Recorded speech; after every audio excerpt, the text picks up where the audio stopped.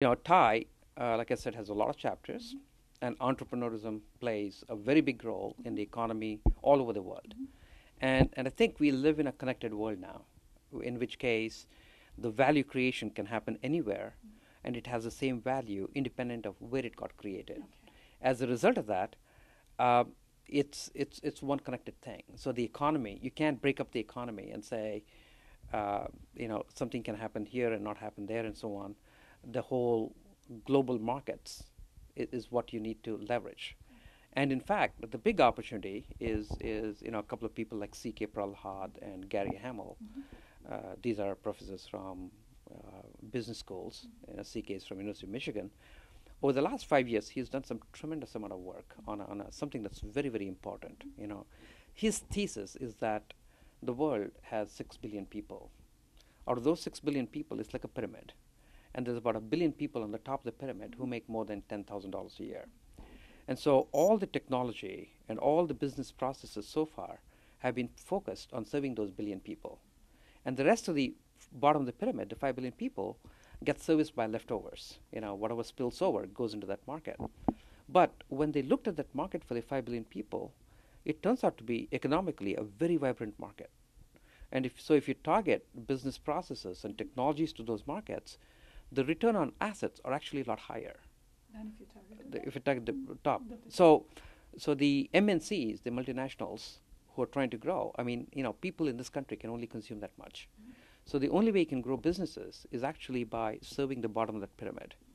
And so I think I like the fact that it can be good business, a profitable business, but at the same time it helps the poor people.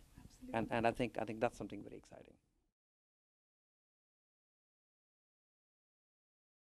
Um, Entrepreneurship is in some ways a lonely experience. I think because you're trying to do something that other people haven't done before, and it's that passion and that conviction that says, okay, you're going to do it. And in reality, it's that particular person that really has to make that commitment and make things happen. So no amount of advice is going to get everybody to take that leap.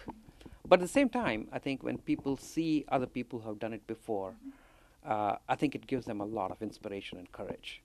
But once you take that jump and you try to do things, there's a lot that you can learn from other people that have done it before. So surrounding yourself with good people is everything in life.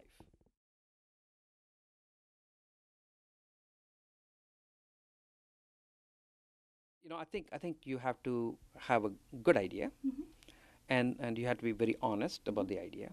You truly have to believe that you can be helped by others, because a lot of times I think entrepreneurs try to get big names just so that they can say they have these people, and so maybe build up something.